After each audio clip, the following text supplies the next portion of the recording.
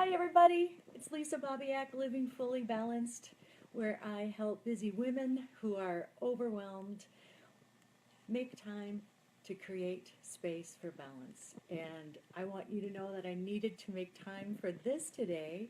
Usually on a Tuesday, I come to you with a balanced lunch break around noon so that we get to have lunch together and talk about all things related to balance. But today I'm traveling and I was literally on a bus during that time and it was way too loud to tune in with you. So I'm a little later than I normally am. Typically, I come into you around noon Central Standard Time so that we can talk about a balanced lunch break. So today it's a little, let's call it an afternoon snack.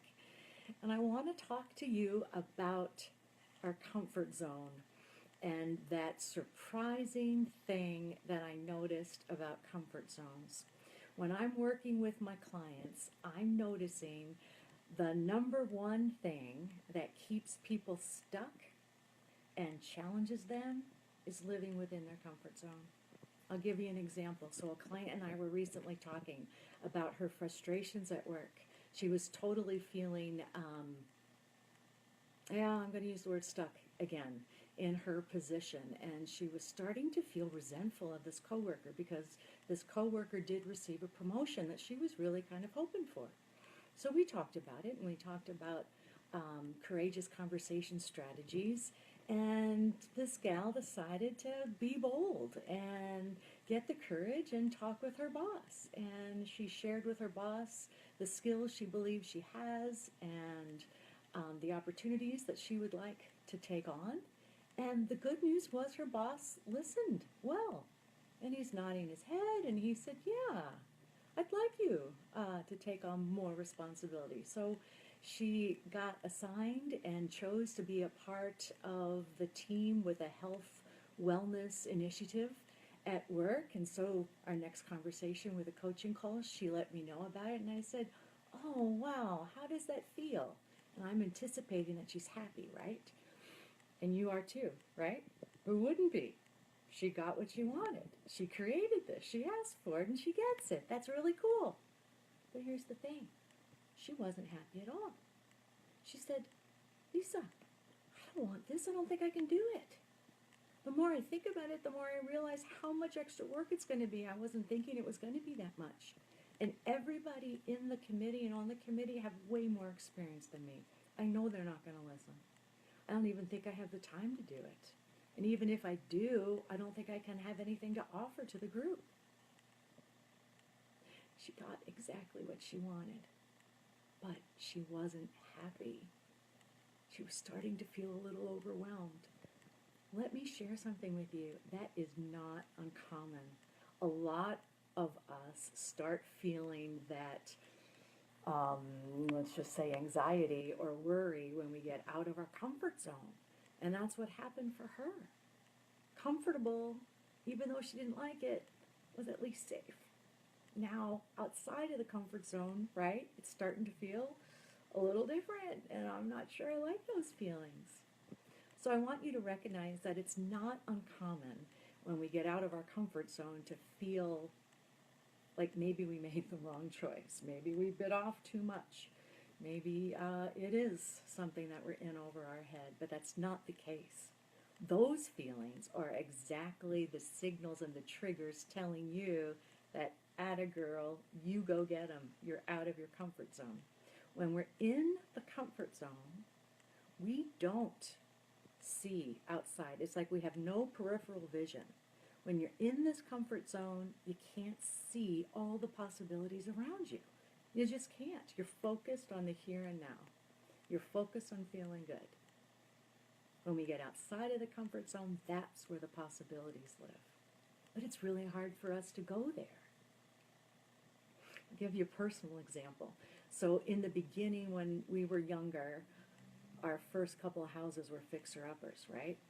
And as we were looking through the house, I had ideas. Like, this house needed seriously a lot of updating and a lot of care and a lot of love, but I kept thinking, "Oh, I could do this and this and this." So I had this picture in my head of what this house was going to look like when we put our hand in it and when we created it to be what we knew it could be, right?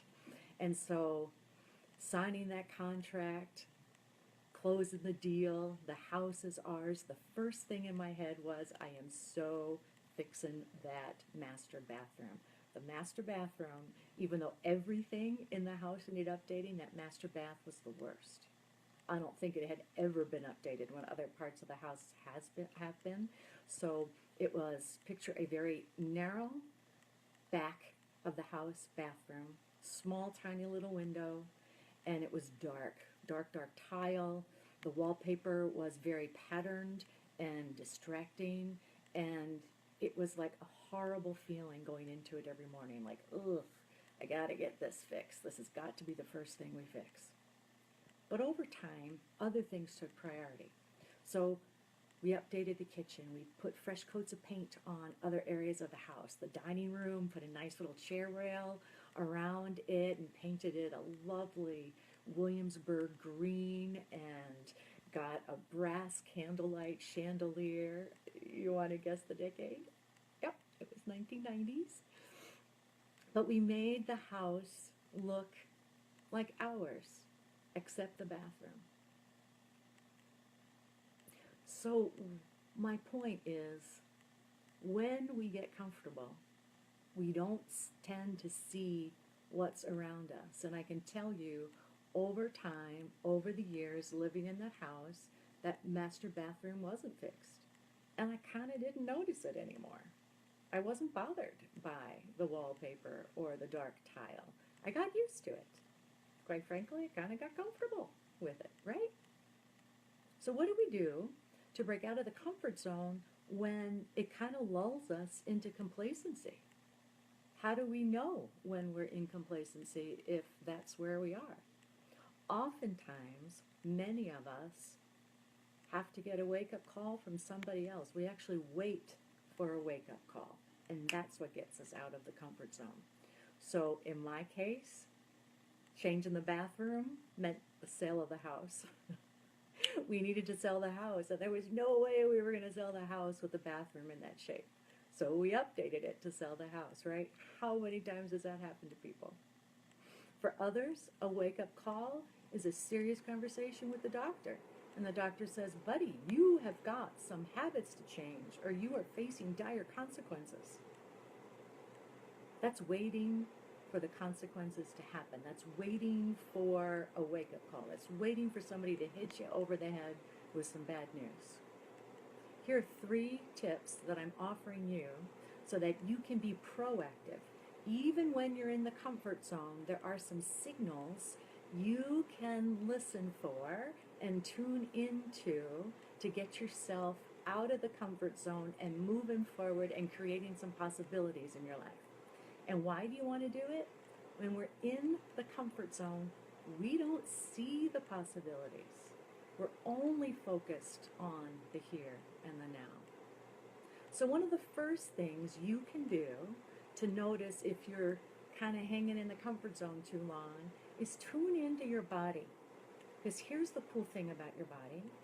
It's got ways and tools to let you know what's going on. So for example, if you have a tough time getting up in the morning and you've got this pit in your stomach, maybe even this burning, churning feeling, ask yourself, where does that come from? Could it be that it's stress and work? Obviously stress, but is it work related? If it's not work related, what could it be related to? Keep asking yourself, what could that body's signals be telling me? If you're feeling tired, like a lot, you're constantly tired, almost to the point of exhaustion, might be your body telling you to reevaluate things. Take a look at all the things you're doing, eliminate some things, and reprioritize taking care of yourself. Your body has a beautiful way of telling you signals. Your body's the first signal. Second signal, your friends and your family. Listen to them. If you hear different people saying the same thing about you, that could be a signal that you're stuck in your comfort zone and you might want to consider moving out of it. So if you're hearing things like, you really should talk to your boss, you're being taken advantage of, really, you're worth a lot more than that. If you're hearing that from more than one person, examine it. Third signal could just be this video, right? You're watching this video, you're listening to Comfort Zone, you're going, am I stuck? Am I struggling? No, I'm not struggling. I'm happy. I just want to fix a few things.